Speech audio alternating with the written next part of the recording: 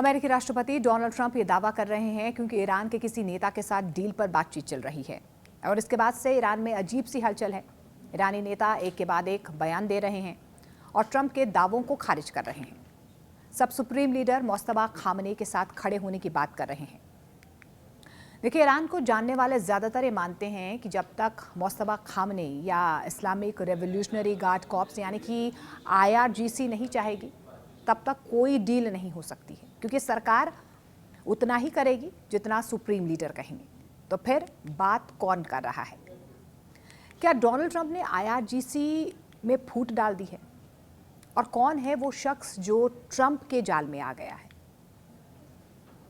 जिसको लेकर बार बार ट्रंप की तरफ से दावा किया जा रहा है कि मेरी पिछले एक से दो दिनों से बातचीत हो रही है ईरान के एक बहुत बड़े लीडर के साथ। देखिए, ट्रंप जिस तथाकथित सम्मानित नेता की बात कर रहे हैं उसके बारे में डिटेल नहीं दे रहे हैं। पत्रकारों ने उनसे पूछा भी, लेकिन उन्होंने कोई डिटेल शेयर नहीं की। ईरान की ओर से अब तक किसी भी नेता ने बातचीत की बात को स्वीकार भी नहीं किया है। अंतर्राष्ट्रीय मीडिया रिपोर्ट्स और खुफिया सूत्रों के हवाले से जिस एक शख्स का नाम सामने आ रहा है, इस पूरी सीक्रेट डील के केंद्र में सबसे तेजी से जो नाम उभर कर सामने आ रहा है वो है ईरान की संसद के स्पीकर मोहम्मद बाकर गालिबाफ। रॉयटर्स और द यरूशलम पोस्ट के मुताबिक गालिबाफ ही वो अहम व्यक्ति हो सकते हैं जो पर्दे के पीछे से अमेरिका के साथ शांति वार्ता का नेतृत्व कर रहे हैं। देखिए, गालिबाफ कोई आम राजनेता नहीं है। उनका इतिहास सीधे तौर पर IRGC से जुड़ा हुआ है। वो IRGC की एरोस्पेस फोर्स के पूर्व कमांडर रह चुके हैं। ईरान के पुलिस प्रमुख की जिम्मेदारी वो संभाल चुके हैं और तेहरान के मेयर भी रह चुके हैं। सैन्य और राजनीतिक दोनों ही मोर्चों पर उनकी मजबूत पकड़ भी मानी जाती है और यही वजह है कि उन्हें ट्रंप के हिसाब से बिल्कुल माना जा रहा है कि वही हो सकते हैं जो बैकडोर पर ईरान और अमेरिका के बीच बातचीत कर सकते हैं। अब जैसे ही गालिबाफ का नाम अंतर्राष्ट्रीय मीडिया में उछाला गया, ईरान के अंदर खलबली साफ तौर पर नजर आने लगी। खुद को ट्रंप के इस जाल में फंसता देख मोहम्मद बाकर गालिबाफ को तुरंत सार्वजनिक रूप से सफाई भी देनी पड़ी। उन्होंने सोशल मीडिया प्लेटफॉर्म X पर इन सभी दावों को सिरे से खारिज करते हुए इसे फेक न्यूज़ करार दे दिया। गालिबाफ ने यह भी दावा किया है कि अमेरिका ऐसी झूठी खबरें इसीलिए फैला रहा है ताकि ऑयल मार्केट में हेरफेर किया जा सके।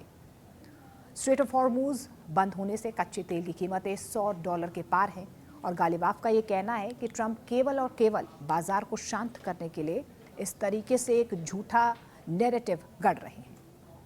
और ट्रंप के ऐलान के कुछ ही देर के बाद गालिबाफ ने कहा कि कुछ मित्र देशों ने ज़रूर अमेरिका की ओर से बातचीत का अनुरोध भेजा था, लेकिन तेहरान ने इसका कोई जवाब नहीं दिया है। उन्होंने ये भी साफ कह दिया है कि युद्ध की समाप्ति और हॉर्मुज यानी कि स्ट्रेट ऑफ हॉर्मुज पर ईरान का रुख अब भी बिल्कुल नहीं बदला है।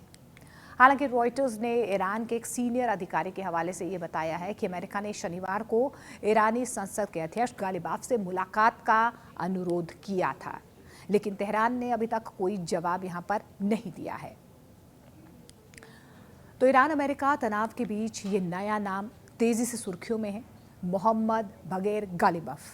सवाल ये है कि आखिर ये गालिबाफ हैं कौन और क्यों माना जा रहा है कि अमेरिका के साथ संभावित बैकडोर डील में उनका रोल सबसे इंपॉर्टेंट हो सकता है।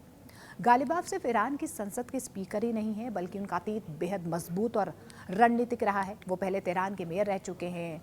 इस्लामिक रेवोल्यूशनरी गार्ड कॉर्प्स यानी कि इस्लामिक IRGC में उनका एक सीनियर कमांडर का पद वो संभाल चुके हैं। उनके पास सैन्य ताकत है, राजनीतिक अनुभव है, सिस्टम में गहरी पकड़ है। एक बहुत बड़ा कॉम्बिनेशन इसे कहा जा सकता है स्ट्रैटेजिकली, अगर वो अमेरिका से बातचीत कर रहे हैं बैकडोर। अब सवाल यही है कि क्या गालिबाफ IRGC के आदमी हैं या फिर सीधे तौर पर सुप्रीम लीडर अली खामनेई के करीबी हैं? जवाब थोड़ा सा जटिल है। गालिबाफ को IRGC बैकग्राउंड का माना जाता है, लेकिन ईरान की पावर स्ट्रक्चर में कोई भी बड़ा नेता बिना खामनेई की मंजूरी के आगे नहीं बढ़ सकता है। ऐसे में कहना गलत नहीं होगा कि गालिबाफ दोनों ही सिस्टम्स के बीच एक ब्रिज की तरह काम कर रहे हैं, जहां पर सेना और सत्ता दोनों का संतुलन बेहद ज़रूरी होता है। अब सवाल ये भी उठता है कि अमेरिका आखिर गालिबाफ जैसे नेता से ही क्यों बातचीत करना चाहते हैं? इसकी सबसे बड़ी वजह यही है, ट्रस्ट और कंट्रोल। अमेरिका ये जानता है कि ईरान में असली ताकत सिर्फ सरकार में नहीं बल्कि IRGC और सुप्रीम लीडर के हाथ में है।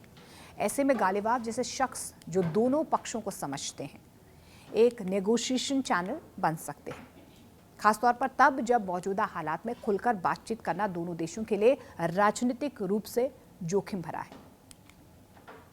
लेकिन यहां पर भी पेच कम नहीं है। ईरान ने साफ कर दिया है कि जब तक अमेरिका आर्थिक प्रतिबंध पूरी तरह से नहीं हटाता है, युद्ध या हमलों से हुए नुकसान की भरपाई नहीं करता है, तब तक कोई समझौता नहीं होगा। वहीं अमेरिका चाहता है कि पहले ईरान अपने क्षेत्रीय सैन्य प्रभाव और परमाणु गतिविधियों को रोके, यानी कि दोनों तरफ से पहले तुम झुको वाली स्थिति बनी हुई है। हालांकि ईरान बार बार ये कह रहे हैं कि अमेरिका तो सरेंडर कर चुका है। अब डील को यहीं से कहीं ना कहीं ये जो सरेंडर वाली नीति है वो कह रहे हैं वो झुकें, ईरान कह रहा है अमेरिका झुके, और इसी वजह से कहीं ना कहीं अभी स्थिति जो है वो क्लियर नहीं है। और सबसे अहम सवाल यही है कि आगे क्या होगा। अगर गालिबाफ जैसे नेता सच में बैकडोर बातचीत का हिस्सा बनते हैं तो एक स्टेप बाय स्टेप डील हो सकती है, सामने आ सकती है। जैसे कि पहले सीमित रूप पर प्रतिबंधों में राहत, बदले में ईरान कुछ सैन्य गतिविधियों को रोकने का भरोसा देगा। फिर धीरे धीरे भरोसा बढ़ने पर बड़ी डील की तरफ बढ़ा जा सकता है।